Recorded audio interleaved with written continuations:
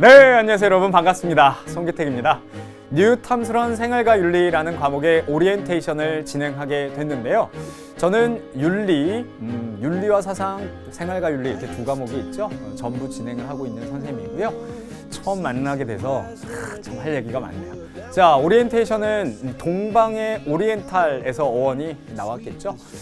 동방에선 햇빛이 비칩니다. 여러분들이 생활과 윤리라는 과목을 공부해 나가면서 어떤 것을 공부해야 되는지, 이 과목은 왜 필요한지, 그리고 수능에 또는 내신에 전략적으로 이 과목이 어떤 면에서 좋은지, 이런 것들을 빛을 비춰드리는 시간으로 오늘 오리엔테이션을 진행하도록 하겠습니다. 선생님이 짧은 시간 진행할 거니까 좀 집중해서 들어주시고요. 본질적인 얘기, 이 과목을 왜 공부해야 되고 어떤 내용인지를 좀 설명드리고, 그 다음에 현실적인 얘기로서 전략을 이야기를 해드리도록 하겠습니다. 자, 준비해둔 내용이 굉장히 많은데 하나하나 좀 풀어가 보도록 할까요? 첫 번째 이야기는 바로 우리 사르트르라는 철학자 이야기를 제가 꺼낼 겁니다. 자, 사르트르 하면 우리 윤리와 사상 교과서에는 참 자세하게 다뤄지죠. 실존주의자인데요. 퀴즈를 한번 내볼게요. 사르트르는 B와 D 사이에 C 존재가 바로 인간이다 라는 표현을 했어요. 인간은요, B 뭡니까? birth. D는요, death. C는요, 학생들이 다 치킨 이러는데 치킨을 하도 좋아해가지고 choice. 태어나서 죽을 때까지 계속해서 선택의 연속인 게 바로 인간 존재의 본질. 여러분들은 생활과 윤리라는 과목을 선택했을 거고 저를 만나고 계신 거고요. 어찌 보면 많은 선택에서 그 선택에 대한 책임을 나 스스로 져야 되기 때문에 좀 이 이야기를 저한테 듣고 나선 나의 인생, 내 고등학교, 내 학창시절 굉장히 중요하구나 라는 느낌이 좀 드시나요? 윤리 얘기를 하면서, 생활과 윤리 얘기를 하면서 지금 이 얘기를 왜 하고 있을까? 다음 얘기를 통해서 또 하나의 좀 질문을 던져보도록 하겠습니다. 자, 여러분들 알고 있을지 모르겠는데요. 바로 괴테입니다. 괴테가 이런 말을 하네요. Es irrt der Mensch, solange er strebt. 인간은 노력하는 한 방황하는 존재이다. 대한민국 교육 현실에서 우리 학생들의 방황이다라는 것은 굉장히 금기시 여기는 단어일지 모르겠습니다. 방황하지 말고 정해진 길로 나아가라. 그러나 괴테가 이야기하는 것처럼 인간은 노력하고 발버둥 치는 한 계속해서 방황할 수밖에 없는 존재다. 당연히 방황한다라는 건 정상적인 것인데 말이죠. 청소년을 왜 열정적인 나이의 시대이고 여러분들은 막 피가 끓는 청춘인데 풀을 청자를 쓸까요? 그건 바로 청소년 시기는 긍정적인 방황을 통해서 본인의 꿈을 찾아가고 좌충우돌하면서 푸른 멍이 들기 때문일 겁니다. 그래서 청소년. 자, 다음 얘기. 점점 여러분들 알쏭달쏭 할지 모르겠는데요. 자, 다음 얘기는 바로 우리가 왜 윤리를 공부해야 되는지. 여러분들은 스스로 여러분들 삶의 선택을 해야 되는 존재이고 긍정적인 의미의 방황을 해야 되는 존재이고, 마지막으로 마이클 샌델 교수의 이야기를 꺼냅니다. 윤리, 생활과 윤리라는 교과를 우리가 왜 배워야 될까요? 그건 바로 공정한 시민사회를 위함이다 라고 설명을 하고 있습니다. 공정한 시민사회를 위해서 우리에게 반드시 필요한 것은 이 윤리라는 기본적인 과목입니다. 더더군다나 요즘 부정부패다, 사회 정의가 사라졌다, 이런 얘기가 나오면서 이 윤리라는 것은 더욱 우리에게 질문을 많이 던지고 있습니다. 그렇게 바쁜 자본주의 시대에 왜 도덕이 필요하냐? 그건 바로 공정한 시민사회를 만들기 위함이다. 자, 이제 여러분들에게 마지막 메시지를 스테판 에셀이 던집니다. 젊은 청년들이여, 분노하라. 참여하라. 그리고 내가 지금 어디로 가고 있는지 확인하라. 정말 나이가 많은 이 스테판 에셀이라는 마지막 레지스탕스라는 별명을 갖고 있는 이 학자이자 운동가가요, 젊은이들에게, 이 노인이 부르짖습니다. 사회에 관심을 갖고 참여하십시오. 이게 우리가 생활과 윤리라는 과목을 배우는 궁극적인 목표입니다. 우리는요, 우리 사회의 수많은 윤리적인 문제, 사회 정의의 문제, 굉장히 많은 문제들을 고민해 봐야 되는데 너무 바쁘다는 핑계로 등한시 여기는지 모르겠습니다. 그런 의미에서 저와 함께 20강으로 구성된 이 뉴탐스러운 생활과 윤리라는 과목을 열심히 공부해 주신다면 적어도 내 삶의 주체로서의 선택의 자신이 생길 것이고 누가 살라고 해서 사는 것이 아니라 나 스스로의 삶을 살아가실 겁니다. 긍정적인 의미의 좌충우돌하는 꿈을 향한 방황을 하실 거고요. 또 사회에 참여를 하실 겁니다. 그래서 본질적인 의미의 생활과 윤리를 배워야 되는 이유, 이렇게 설명을 드렸고요. 자, 다음 시간부터는 바로 요 내용들을 중심으로 제가 구성되어 있는 것들을 얘기를 할 겁니다. 그리고 이제부터는 바로 선생님이 현실적인 얘기를 좀 꺼내보도록 하겠습니다.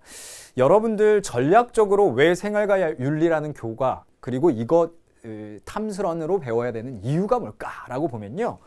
요즘에 가장 중요한 것은 T자형 공부라고 저는 강조를 합니다. 자신을 깊이 들여다보고 세상을 넓게 보는 과정.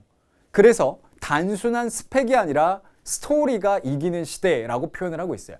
그 얘기는 뭐냐면 여러분들이 저와 함께 생활과 윤리 교과에서 여러 가지 던지는 질문들에 대해서 깊이 고민을 해놓으시고 세상을 넓게 보신다면 그것이 여러분들의 스토리를 만들어주는 지점일 거고 심층 면접이나 논술이라든지 여러분들의 자기소개서를 장식해줄 거리들이 있을 것이다.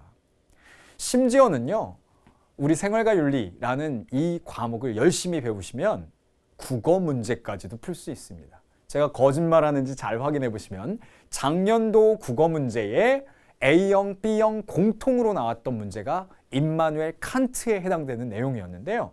그 칸트의 이야기가 우리는 벌써 3강에서 자세히 다루고 있거든요. 실제로 어떤 학생이요, 저한테 열심히 윤리 수업 받은 학생이 선생님, 저 국어 지문도 안 보고 그 문제 풀었어요 라고 대답을 했어요. 그러니까 참 전략적인 수능 과목이 될 수 있다라는 거고 열심히 배워두면 여러분들의 스토리를 만들어줄 수 있는 재료가 담겨 있다라고 얘기를 하고 싶네요. 자, 그러면 왜 수많은 학생들이 이 생활과 윤리라는 과목을 선택했을까? 아마 지금 처음으로 여러분들이 생활과 윤리라는 과목을 접하시면 이 이야기 귀담아 들으셔야 될 것 같아요. 자, 형광펜으로 제가 지금 표시를 해놨는데요. 작년도 수능의 50.5%가 생활과 윤리라는 과목을 선택했습니다. 사회문화를 제쳤네요. 메이저 과목이 되어 있습니다. 3년 전에 생활과 윤리라는 과목이 신설되면서 그때 EBS에서 수능 개념, 수능 특강 강의를 진행했던 저로서는 많은 문제의식들을 봉착하고 있었어요. 이게 잘 자리를 잡을 수 있을까라고 했었는데요. 잘 자리를 잡았습니다. 그래서 여러분들의 수능 전략 과목으로서 이 생활과 윤리는 필수적이다. 왜 그랬을까? 이 생활과 윤리를 왜 이렇게 많은 학생들이 선택했을까? 첫째, 분석.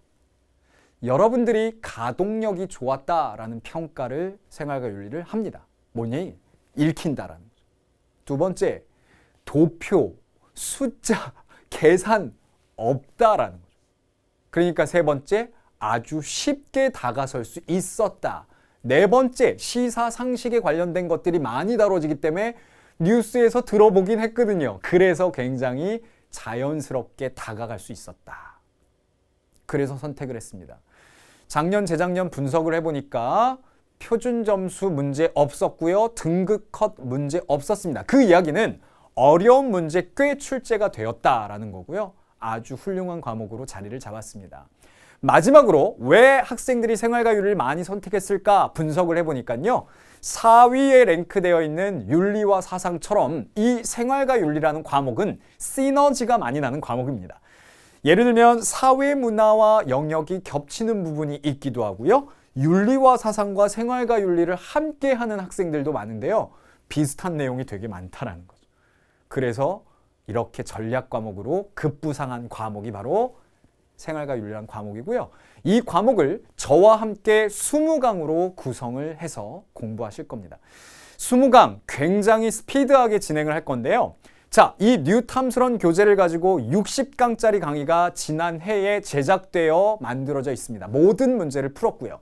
그런데 우리 제작진은요, 함께 이 완강률을 높일 수 있는 방법에 대해서 고민을 했고 20강으로 압축적으로 가장 수능 시험에 직결되는 유형들을 중심으로 또 내신 시험에 여러분들이 꼭 이거는 알아둬야 될 내용이다 라는 것을 중심으로 압축적으로 스피드하게 이 20강으로 진행을 해보자 라고 결론을 내려서 제가 지금 여기 서 있는 겁니다. 그러니까 여러분들이 충분히 20문제라고 하는 이 수능 문제를 20강을 통해서 유형 파악을 할 수 있다라고 선생님은 이야기를 해드리고 싶어요. 20강이니까 지루하지 않을 거고요. 굉장히 스피드할 거기 때문에 여러분들 완강을 목표로 끝까지 저와 함께 달려주시면 됩니다.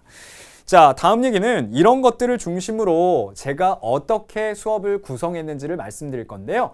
1강부터 교재의 목차와 거의 일치합니다. 물론 시험에 중요하게 다뤄지는 부분을 제가 좀 깊이 자세하게 정리하기는 합니다. 그러나 거의 목차에 있는 내용들을 20강으로 구성했기 때문에 여러분들은 지금 교재의 목차를 봐주시면 되겠고요.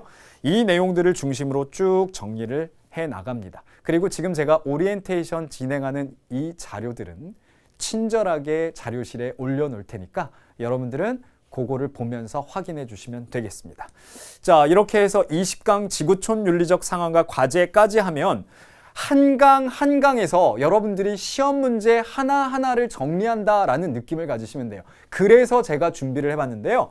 지금 1강부터 20강짜리가 한 강에 수능 문제 한 문제가 나온다라고 생각하시면 됩니다. 어떤 거냐면 자, 보세요. 자, 생활과 윤리 사탐 문제 중에 딱 첫 장에 있습니다. 1면에. 그래서 선택을 또 많이 하나 봐요. 학생들이 1학년, 2학년 때 뭘 하지? 막 이러다가 딱 첫 장에 나온 생활과 윤리 보니까 읽히거든요. 어렵지 않거든요. 야, 나 이거 선택하면 되겠다 해가지고 많이 하는 것 같은데 보시면 1번에서 윤리학의 정의라든지 뭐 칸트와 공리주의의 윤리적 접근 이거 우리가 3강에서 자세하게 배우니까 3강만 딱 공부하면 1번 문제 풀 수 있고 3번 문화와 윤리 배우죠. 그 다음에 이론윤리학과 그 다음에 평화윤리, 과학과 윤리 이렇게 정해져 있다라는 거예요. 문제가. 그러니까 1번부터 10번까지가 우리 강의의 1번부터 10강 강의다 이렇게 생각하시면 됩니다.